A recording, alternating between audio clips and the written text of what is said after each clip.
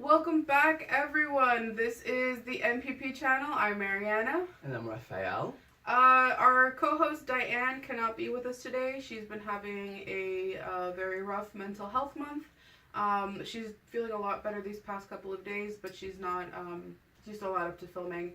So we're over here wishing her well and sending her really positive energy. Today we're going to be talking about protests and protest culture. Yeah.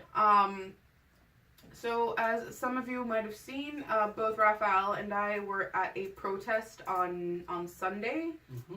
A week ago on Sunday the 12th. It was a protest against hate and racism. So question for you, Raphael, was that your first protest? Yeah, that was my first protest, and honestly, I liked it. I mean, it was the first time I didn't know what to expect from it. You always go on TV and then you see people protesting and everything. So I just said, look, I'm gonna go for it. Like, we're doing this channel, so I just told myself, just go ahead. And Mariana invited me also. So yeah, it was fun. And you? Yeah, as well. It was my first protest. Yeah. And it was a good experience. It was interesting. One of the things that I found really interesting was I went with a group of people from my school, and I invited Raphael. My mom and my little sister went, and I think it was very interesting to see my mother at a protest, at a rally, because she was very, very scared, very nervous. There was a lot of police presence there. Yeah. And she tried to, like, on multiple occasions she had me, like, promise her that if anything happened I would just, like, drop the banner that I was holding for, like, my school and, like, run home. And I'm like, yeah, of course. And she's like, no, Mariana, you have to promise me if anything happens you're going to forget about your friends and you're going to come home. And I'm like, of course.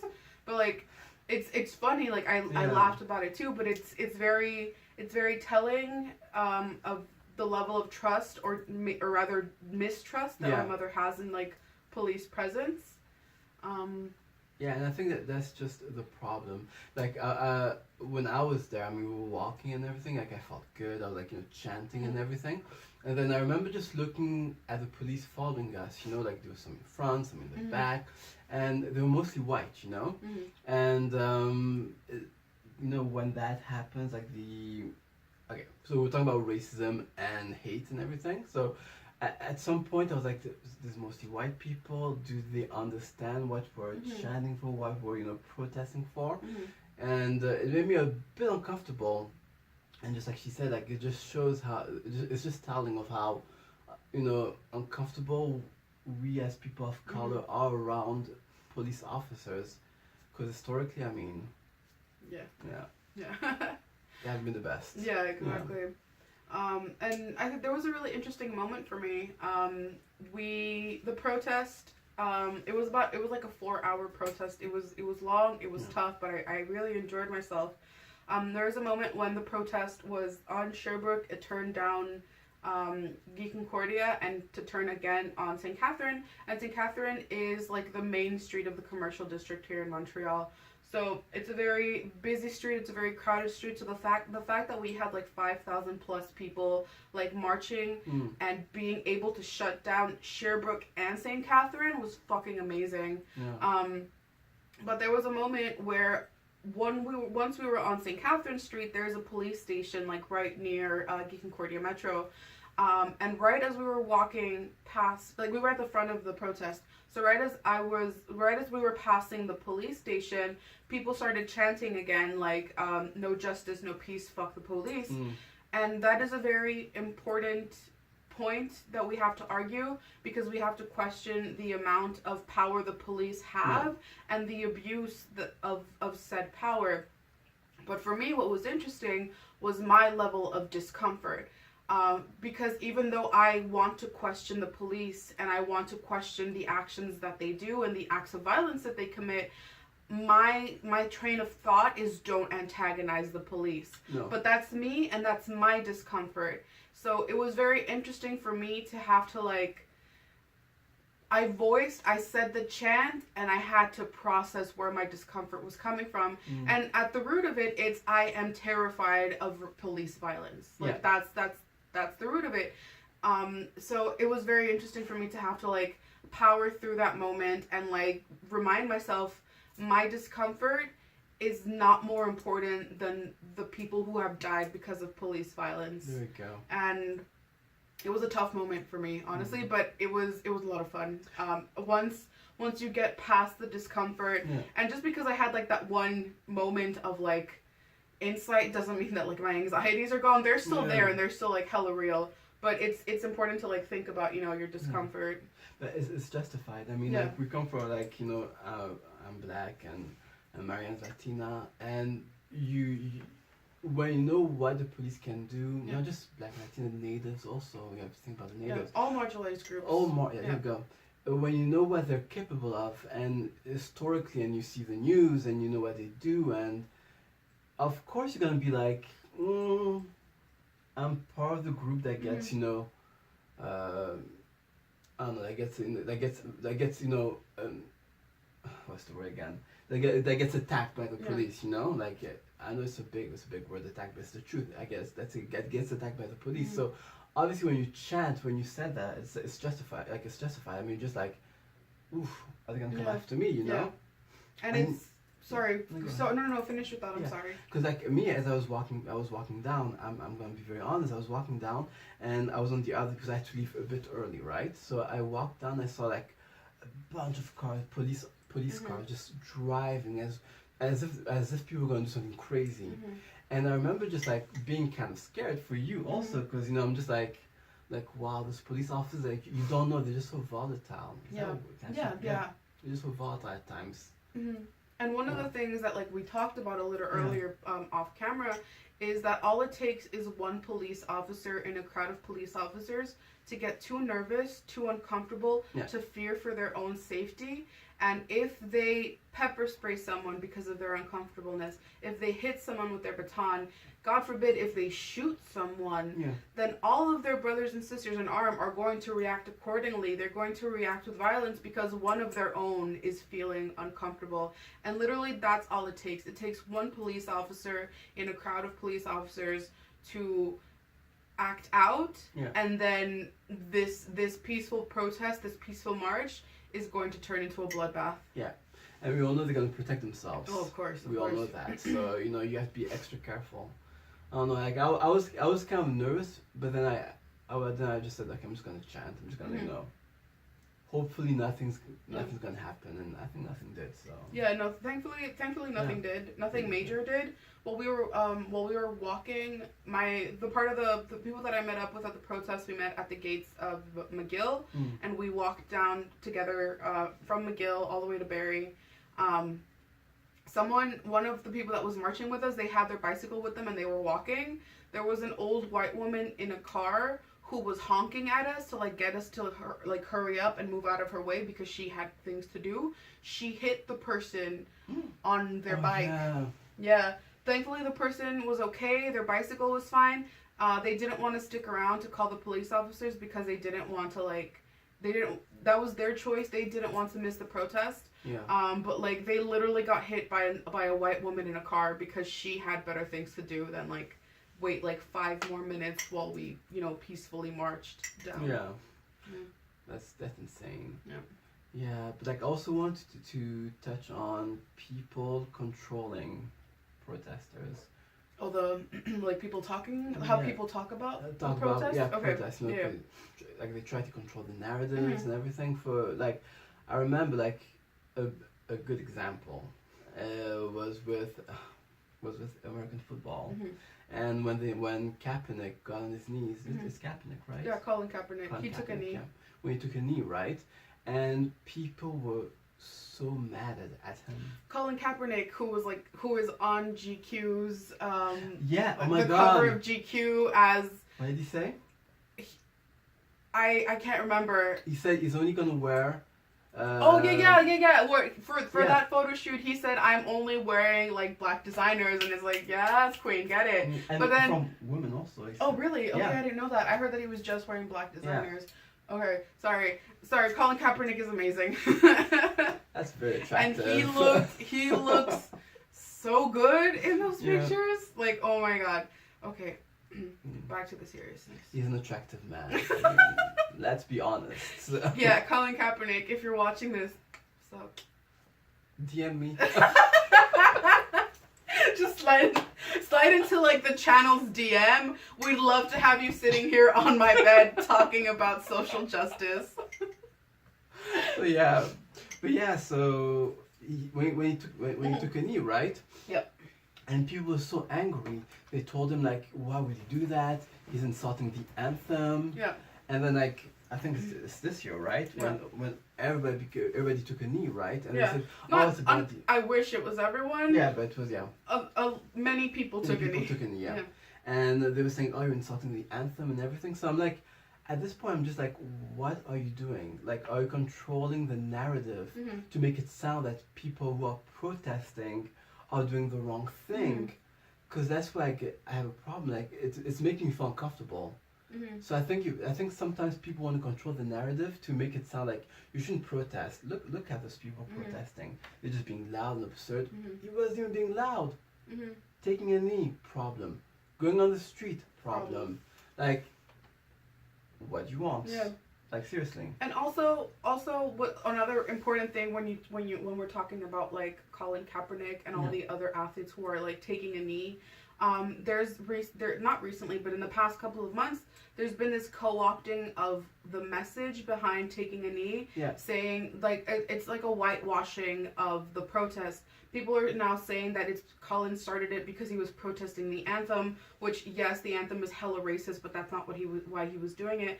Colin isn't doing it because he's protesting Donald Trump. Like, he started doing this back when Barack Obama was in office, and he started doing this as a silent protest against the murder of black men and women in the United States by the police. Like, that's why he started doing it. It's so also when you talk about controlling the narrative and who gets to protest and who doesn't, or how and when you're supposed to do it, there's also like a co-opting and like a whitewashing of the message behind the protest.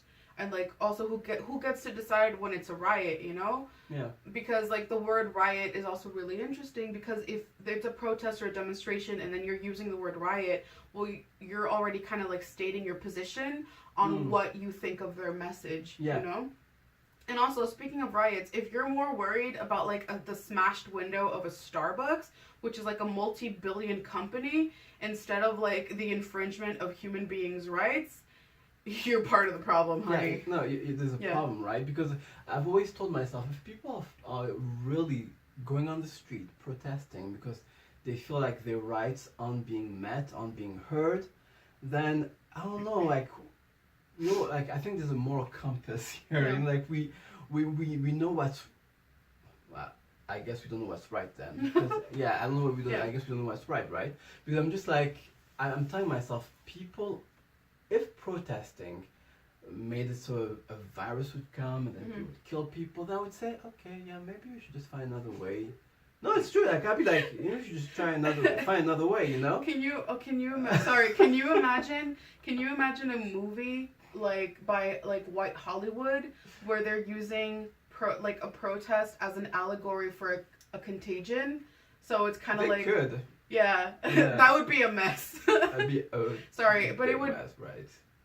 I'd watch that movie. Yeah, just see like how they think, like, and who would be the bad guys? Obviously, black people. Obviously, Latinos. And I mean, all the Latinos would have to be from like East LA, wearing flannel and Dickies, because we're all fucking cholos and cholas, you know.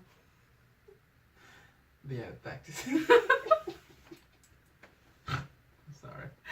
But no, but honestly, like if that were to happen, then I would be like, you know, I'd be like with white people, like, yeah, you're right, like let's find another way. Not just white people, I mean heterosexuals, and you know, if you know what I mean, like, if I'm making sense, right? But but I'm just saying, like, but that's not what's happening. Yeah, it's not. You're not. A protest is an infection. I wish it was, because then more people would catch the bug and show up and protest. Yeah, and people will say, oh, okay, let's be nice so people don't protest.